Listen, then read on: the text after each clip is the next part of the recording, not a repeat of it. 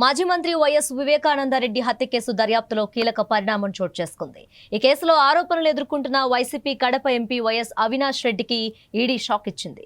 వివేక హత్య కేసు విచారణలో భాగంగా అధికారులు ఆయన నివాసాలు, కార్యాలయాల్లో ఏకకాలంలో సోదాలు నిర్వహిస్తున్నారు.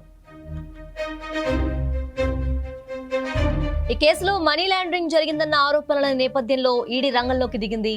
ఈ రోజు తెల్లవారుజాము నుంచే హైదరాబాద్ పులివెందుల్లోని అవినాష్ రెడ్డి నివాసాలు, కార్యాలయాల్లో అధికారులు తనిఖీలు చేపట్టారు. 2 తెలుగు రాష్ట్రాల్లోని దాదాపు 10 ప్రాంతాల్లో వేర్వేరు బృందాలు ఏకకాలంలో ఈ సోదాలు నిర్వహిస్తున్నాయి.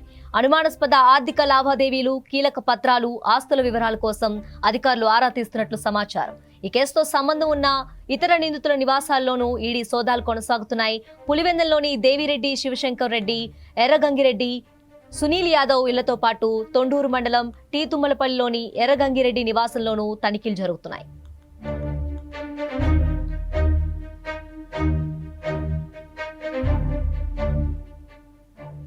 వివేక హత్య కేసు కీలక మలుపు తీసుకుంది. ఆకస్మికంగా విచారణ అధికారులు రంగంలోకి దిగారు.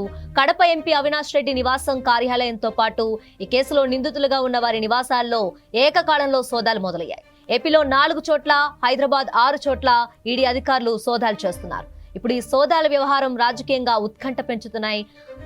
దాని తర్వాత పరిణామాలపైన చర్చ మొదలైంది. వైసీపీ ఎంపీ అవినాష్ రెడ్డి ఇంట్లో, కార్యాలయాల్లో ఈడీ అధికారులు తెల్లవారుజాము నుంచి సోదాలు నిర్వహిస్తున్నారు. 2 రాష్ట్రాల్లో కలిపి 10 చోట్ల సోదాలు నిర్వహిస్తున్నారు. మనీ లాండరింగ్, అనుమానాస్పద ఆర్థిక లావాదేవీలు ఏమైనా ఉన్నాయా అని ఆరా తీస్తున్నారు. ఇందుకు సంబంధించిన కీలక డాక్యుమెంట్ల కోసం వెతుకుతున్నారు.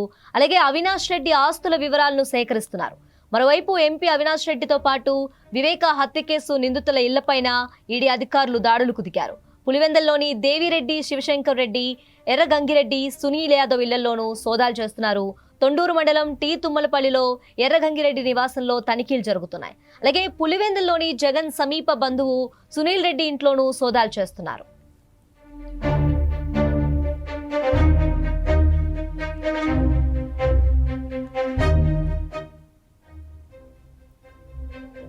మాజీ మంత్రి వైఎస్ వివేకానందరెడ్డి హత్య కేసులో హవాలా రూపంలో డబ్బులు చేతులు మారినట్లు అనుమానంతో ఈడీ సోదాలు చేస్తున్నట్లు సమాచారం. ఎంపీ అవినాష్ రెడ్డితో పాటు దస్తగిరి ఇళ్లలో సోదాలు చేస్తున్నట్లు తెలిసింది. ఈడీ అధికారులు వేర్వేరు బృందాలుగా ఏర్పడి ఈ తనిఖీలు చేస్తున్నారు. ఇప్పటికే ఈ కేసులో సిబిఐ సుదీర్ఘ విచారణ చేసింది. అవినాష్ రెడ్డి లక్ష్యంగా వివేక కుమార్తె సునీత కోర్టులో పలు పిటిషన్లు దాఖలు చేసింది. సిబిఐ ఛార్జ్షీట్ దాఖలు చేసింది. ఈ కేసు భవిష్యత్ విచారణ కొనసాగుతుందా లేదా అనే సందేహం కొనసాగుతుంది. కోర్టుల్లోని ఈ వ్యవహారం పెండింగ్ లో ఉంది.